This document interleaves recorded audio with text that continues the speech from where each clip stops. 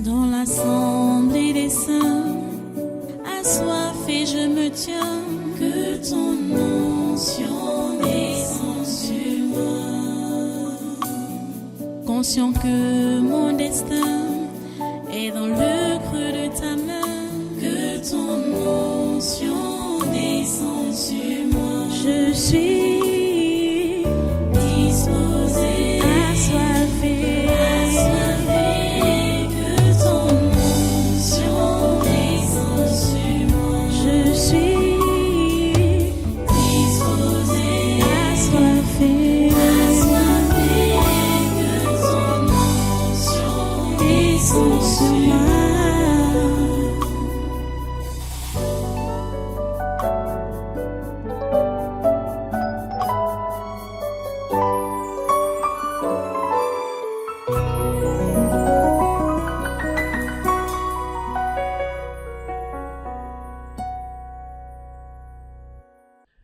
Alléluia. Donc prenez votre Bible. On repart dans Matthieu chapitre 12. Je reviens dans ce chapitre. Là, on a commencé à voir que il faut être miséricordieux. Je vais relire le texte, tout le texte. Matthieu 12, versets 1 à 7. Je reviens ici parce que vous avez vu dimanche passé un exemple concret. Deux personnes, deux frères en Christ qui vivent ensemble et qui n'arrivaient pas à s'entendre, n'arrivaient pas à se pardonner, n'arrivaient pas à s'accepter. Je suis obligé de revenir ici, là. Je vais insister parce que ce sont les résultats que je veux voir, les résultats concrets que je veux voir ici en assemblée. On lit donc Matthieu 12, versets 1 à 7. En ce temps-là, Jésus traversa des champs de blé un jour de sabbat. Ses disciples qui avaient faim se mirent à arracher des épis et à manger. Les pharisiens, voyant cela, lui dirent: voici tes disciples font ce qu'il n'est pas permis de faire pendant le sabbat. Mais Jésus leur répondit: n'avez-vous pas lu ce que fit David lorsqu'il eut faim, lui et ceux qui étaient avec lui, comment il entra dans la maison de Dieu et mangea les pains de proposition qui ne lui étaient pas permis de manger, non plus qu'à ceux qui étaient avec lui et qui étaient réservés aux sacrificateurs seuls? Ou n'avez-vous pas lu dans la loi que, les jours de sabbat, les sacrificateurs violent le sabbat dans le temple sans se rendre coupables? Or, je vous le dis, il y a ici quelque chose de plus grand que le temple. Si vous saviez ce que signifie « je prends plaisir à la miséricorde et non au sacrifice », vous n'auriez pas condamné des innocents. Prions le Seigneur. Seigneur Dieu Tout-Puissant, nous te remercions pour ta parole. Et nous te prions, Seigneur, de permettre qu'elle trouve une place dans notre cœur. Seigneur, permets que ta parole puisse trouver une place dans chaque cœur ici présent. Oh Dieu, s'il te plaît, fais-le. Merci d'intervenir. Merci d'agir. Merci de balayer toutes les incompréhensions. Merci de renverser toutes les barrières. Merci d'enlever tous les esprits de bagarre, tous les esprits de rébellion, d'opposition dans les cœurs et de permettre que ta parole puisse descendre et s'installer effectivement pour permettre à tes enfants de la traduire en actes. Au nom puissant de Jésus, j'ai prié. Amen. Voilà, prenez place dans cette présence et soyez tous les bienvenus à ce conquête surnaturel de ce 6 février 2025. Oh mon Dieu. Un cœur de miséricorde est un cœur d'amour.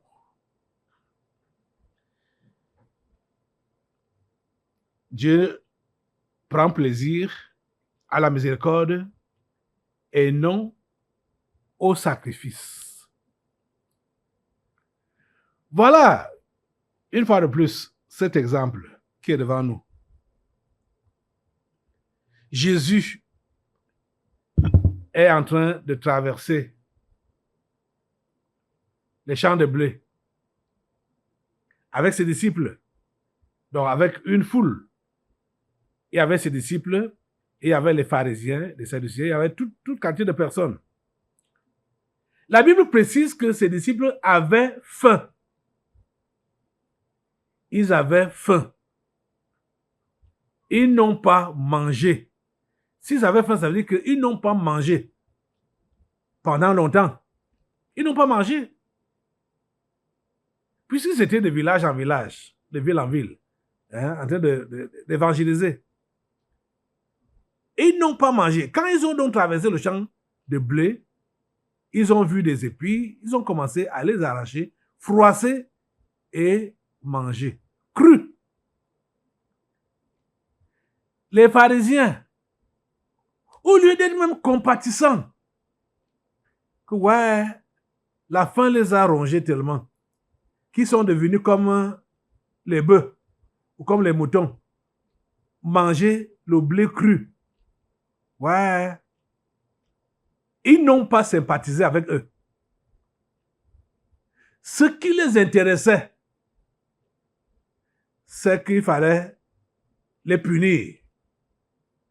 Parce qu'il était question, la loi de Moïse stipulait que si vous trouvez quelqu'un de faire quelque ouvrage, le jour du sabbat, il faut le lapider. C'est comme ça que la loi de Moïse stipulait. Donc, ce jour-là, il ne fallait pas faire un truc comme ce qu'ils ont fait là, puisque le sabbat était préparé la veille. Ce que tu vas manger le jour du sabbat, tu vas préparer ça le vendredi. Tu manges vendredi, tu manges samedi, parce que le sabbat c'était samedi. Hein? Tu manges samedi. Donc tu ne prépares pas. C'était interdit de préparer. Vous comprenez? Donc même pas réchauffer la nourriture. C'était interdit de faire quelque activité que ce soit. C'était interdit. La dernière fois, je vous faisais remarquer que même au niveau de la marche là, les déplacements n'étaient pas autorisés. Mais quand les chefs religieux ont vu que c'était trop strict, eux-mêmes ont établi une distance pour dire que voilà, on peut seulement faire tel nombre de mètres le jour-là. Bon, quand eux ils traversaient les champs de blé ici là, je ne pense même pas que c'était le nombre de mètres qui était prévu par leurs propres chefs religieux. Ils n'ont pas tenu ça en compte, les pharisiens. Je parle des religieux. Donc, l'esprit de la religion est un esprit très méchant. Pas d'amour, pas de miséricorde, pas de pitié. Et cet esprit-là gère encore la plupart d'entre vous. C'est un esprit rigoureux. Et souvent, cette rigueur-là, c'est seulement chez les autres. Hein? On est rigoureux vis-à-vis des autres. Mais on est indulgent vis-à-vis de soi. Mais vis-à-vis des autres, on est rigoureux. Puisque les premières personnes à blâmer, comme ils étaient des pharisiens, les premières personnes à blâmer dans ce groupe, c'était eux-mêmes. Hein? Les pharisiens, donc, c'était eux les conducteurs du peuple. Donc, ceux-là qui devaient montrer l'exemple. Ils cherchaient quoi dans les champs de blé avec les disciples? si eux-mêmes appliquaient donc la parole de Dieu, ils cherchaient quoi? Donc, ils étaient les premiers à blâmer. Donc, le religieux ne se blâme pas. Mais le religieux trouve mieux de blâmer l'autre, le condamner, le crucifier. Ça, c'est le travail du religieux. Ça n'a pas d'amour. Il n'y a pas d'amour dans le cœur du religieux. Pas d'amour, pas de pitié, pas de miséricorde. Je vous assure. Vous pouvez le voir ici. Bon. Je suis en train de vous lire quelque chose d'une culture, peut-être que vous ne maîtrisez pas bien. Culture des Juifs.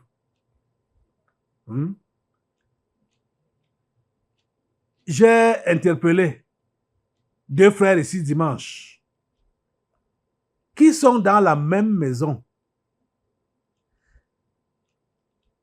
L'aîné, qui est donc même comme le père, à cause de ses problèmes de santé, je lui ai demandé qu'un assistant, que quelqu'un lui soit affecté à cause de ses problèmes de santé. Parce que seul, la femme est partie. Les enfants ne sont pas là. Donc, vous avez même bien vu qu'il a des enfants. Il est dans une grande maison.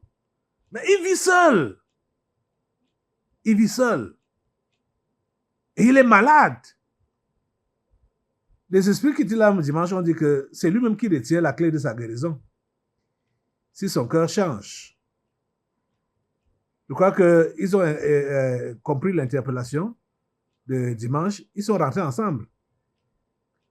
Parce que j'espère qu'ils sont rentrés ensemble. Hein. Je ne sais pas s'ils sont rentrés l'un après l'autre. Mais ce que j'ai appris, c'est qu'ils sont revenus ensemble. Mais regardez, les amis. Quelqu'un est dans cet état. Moi, à sa place, voilà, pas n'importe qui, aimerait être assisté. Hein? Qui de vous n'aime pas être assisté? Tu es en difficulté. N'est-ce pas? Tu as besoin de l'assistance, tu as besoin de l'aide, tu as besoin du soutien. La personne qui est venue pour te soutenir, comment est-ce que tu ne peux pas t'entendre avec cette personne? On a compris. Pour lui, on a compris que c'est à cause du métier qu'il avait pris. Bon, d'une part. Ou alors, il était déjà quelqu'un de rigoureux et le métier qu'il avait pris est encore venir aggraver sa situation. Il fait dans la maintenance. La maintenance. Cette histoire, ça a tordu sa compréhension des choses. La maintenance. Parce qu'il comprend à l'envers. Et c'est comme ça que dans les religieux, c'est-à-dire l'esprit de religion est comme l'esprit de maintenance. Hein? Parce que ça comprend à l'envers, tordu. Hein? Mais écoutez ce que les gens se disent. Quand ils ont vu les disciples de Jésus-Christ manger le blé cru, verset 2, les pharisiens, voyant cela, lui dirent à Jésus, voici, tes disciples font ce qu'il n'est pas permis de faire pendant le sabbat. Vous voyez? Ils font ce qu'il n'est pas permis de faire pendant le sabbat.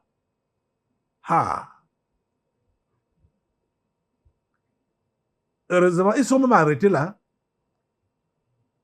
Mais, je vous dis qu'ils devaient continuer à dire qu'ils doivent être lapidés. Parce que c'est ça qui a été demandé. Donc, quand on fait ce qui n'est pas permis de faire pendant le sabbat, on est lapidé. Vous voyez?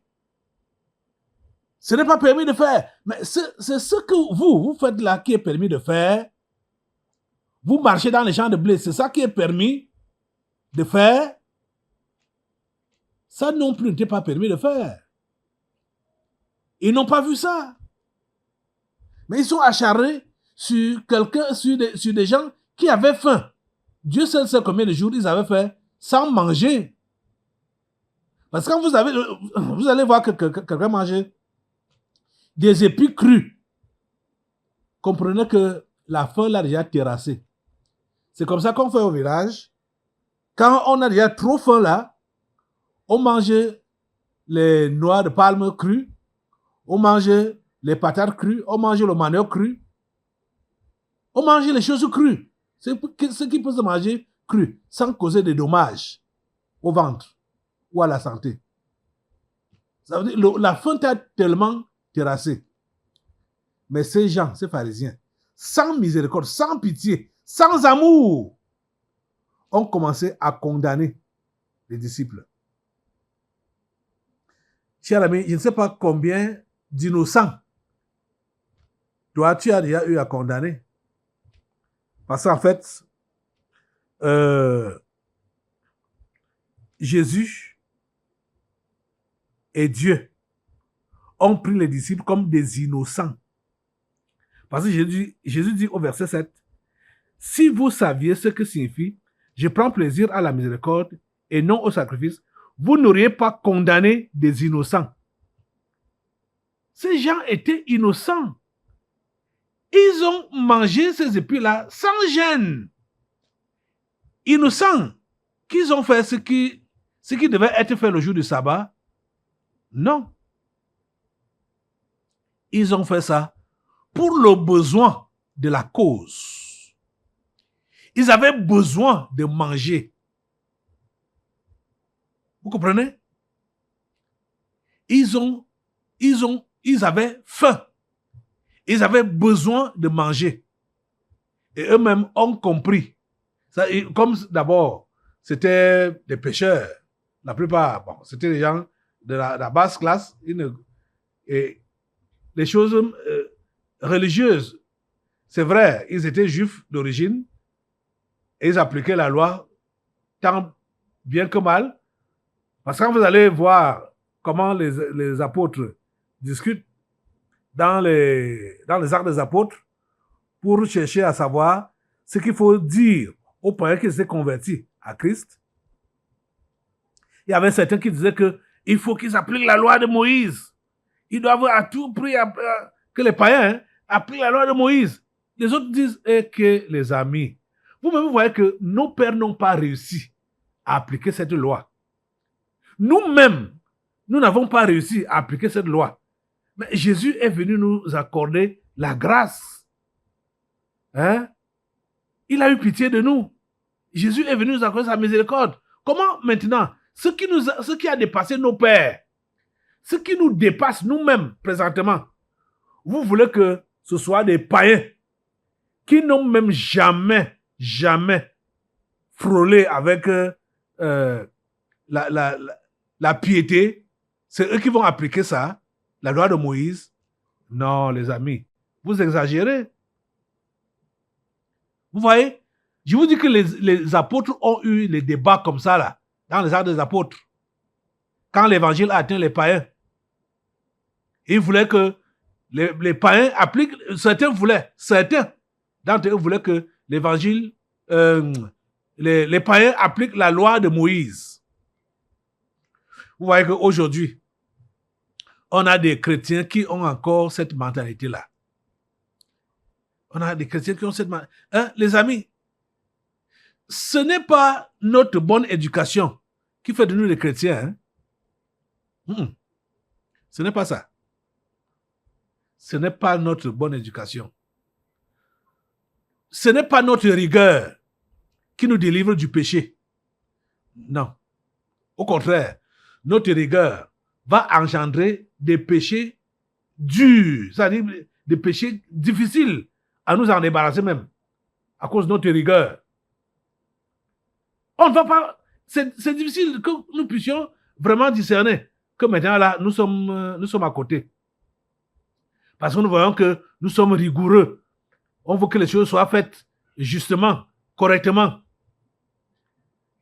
Mais ça va être fait correctement et justement par qui? Parfois, c'est sur les innocents qu'on s'acharne. Vous voyez? Il ne faut pas être comme ça. Il ne faut pas être comme ça. Quand les amis, ceux qui sont ici, et qui ont vu souvent les décisions que je prends, certains peuvent être étonnés de comprendre, comme je le disais même peut-être certains, même dimanche passé, que j'ai appris telle chose de telle, je n'ai rien dit. Ils vont, ça peut les surprendre que, donc le pasteur fait ça. Je sais comment je fonctionne. Ce n'est pas avec tout le monde qu'il faut appliquer la rigueur de la parole. Quand quelqu'un n'a rien à voir avec Dieu, tu vas lui dire de faire comme Dieu veut. Par quelle magie? Hein? Par quelle magie? Tu vas passer par quoi ou par comment pour lui faire ce que Dieu demande, alors que cette personne-là n'a rien à faire avec Dieu. Mais tu perds ton temps. Je vous connais. Je connais le niveau de chacun. Donc, je ne peux pas agir juste pour dire que la parole a dit, oh, toi-même tu as enseigné. Parce que c'est ça que certains vont dire, que toi-même tu as enseigné, toi-même tu as fait ceci. Machin. Ce n'est pas comme ça. Ceux qui raisonnent de cette manière-là, ce sont des pharisiens. C'est l'esprit de religion qui agit comme ça. Et l'esprit donc de manque d'amour, manque de compassion, manque de pitié. C'est l'esprit de méchanceté qui agit comme ça. Il faut appeler ça comme ça, crûment, comme ça. C'est l'esprit de méchanceté. Vous comprenez? Vous devez avoir de l'amour dans votre cœur. Et vous savez, quand vous avez devant vous, peut-être vous ne le savez pas, des gens, peut-être 2 enfants ou même 2 personnes, qui ont commis la même bêtise, les reproches doivent aller vers la personne la plus éveillée ou la plus âgée. C'est-à-dire la personne qui est censée savoir ou connaître. S'ils sont même punis, ils ne doivent pas être punis de la même manière. Si ça demande la punition. Vous comprenez ça? Il ne faut pas être méchant. Non, il ne faut pas être méchant. Il faut savoir peser. Il faut savoir peser les choses. Et directement, Jésus a commencé à lui prendre des exemples concrets dans la Bible. L'exemple de David, l'exemple des sacrificateurs. David a mangé les pains de proposition qui ne lui étaient pas permis. Les sacrificateurs, malgré qu'on a dit qu'on ne fait rien, pas de travail le jour du sabbat, mais les sacrificateurs violent le sabbat au temple. Pourquoi? Parce qu'ils font ce qui est nécessaire pour la communauté. Ils font ce qui est nécessaire, ce qui est utile pour la communauté. C'est pourquoi Dieu ne peut pas leur tenir rigueur. Mais je vais vous dire que moi j'ai vu des miracles quelque part là-bas, que quand moi je me lève pour dire que je vais faire quelque chose qui est utile pour la communauté, je suis cité en justice. Et tenez-vous tranquille, au pénal. Parce que j'ai voulu faire ce qui est utile à la communauté. J'ai demandé à la mairie la permission d'arranger, d'aménager une servitude des individus me portent plainte que j'ai cassé leurs barrières. Vous vous rendez compte? Pur mensonge, ça dit, pur mensonge, ils ont tissé, ils ont fabriqué un lot de mensonges là pour vouloir mettre ça sur mon dos parce qu'ils veulent me mettre en prison. Obligé. Je ne sais pas ce que je leur ai fait. Je fais le travail pour toute la communauté. Les gens se lèvent pour me porter plainte que j'ai cassé leurs barrières en voulant passer avec la rigole. J'ai déversé l'eau dans leur maison. Ça a inondé, ça a gâté les choses dans la maison. Des mensonges. La rigole même que j'ai créée, j'ai déversé ça dans leur étang. Des milliers de poissons sont morts. Ah. Ah, Seigneur. Et voilà, ce sont même des gens qui appliquent le sabbat. Hein. Ce sont des gens qui appliquent le sabbat. Ils sont adventistes du 7e jour. Ils appliquent le sabbat. Ils m'appellent pasteur. Mais, ce sont des méchants. Des méchants. Ne soyez pas comme ça. Ne soyez pas comme ça. Dieu même savait que les sacrificateurs, s'ils sont en train de violer le sabbat, le jour au temple, en faisant des sacrifices, c'est pour la communauté. Donc, il ne peut pas leur tenir rigueur. Les gens qui se battent pour la communauté, il faut les supporter, il faut les soutenir. Mais dans notre société aujourd'hui, on se rend compte que ce sont ceux-là qui se battent pour la communauté qu'on veut abattre. Pour dire, mais vous voulez nous montrer quoi? Vous voyez ça? Les amis, ne soyez pas comme cela. Ne soyez pas des religieux. Ça, c'est l'esprit de religion. Ça, c'est l'esprit de religion qui est méchant comme ça.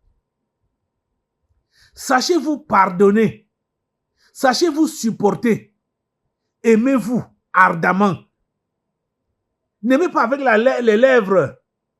Ça doit être en pratique. Ça doit être traduit en pratique. En pratique. Vous comprenez? Les amis, je ne vais pas cesser. Je ne sais pas si on passera même à un autre enseignement sitôt. Parce que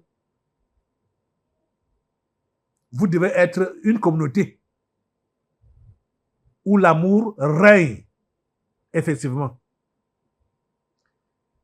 J'ai fait ce petit test-là dimanche passé. C'est une situation sur laquelle j'étais depuis longtemps. Et dimanche passé, j'ai dit que non, aujourd'hui là, ça doit finir. Quand j'ai appelé ces deux frères. Et je sais qu'il y a plusieurs parmi vous là. Vous êtes dans cette situation-là où vous ne vous entendez pas. Et j'enseigne sur l'amour, j'enseigne sur le pardon depuis fort longtemps. Vous m'écoutez. Ça ne vous dit rien. Votre rancune est toujours là.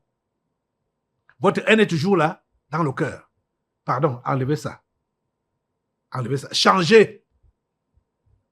Changez. Je vous supplie même, changez. Lève-toi sur tes deux pieds pour supplier Dieu de te changer. Comme moi, je te supplie de changer. Peut-être que tu n'as pas la force, supplie Dieu de te changer. Qu'il te donne un cœur d'amour, un cœur de miséricorde, un cœur de compassion. Oh Seigneur, donne un cœur d'amour à chacun. Un cœur de compassion, un cœur de miséricorde. Oh Dieu, s'il te plaît, fais-le. Au nom puissant de Jésus, j'ai prié. Amen. Voilà, asseyez-vous. Nous allons maintenant passer aux délivrances prophétiques. Dans l'assemblée des saints, assoiffé je me tiens, que ton onction descende sur moi.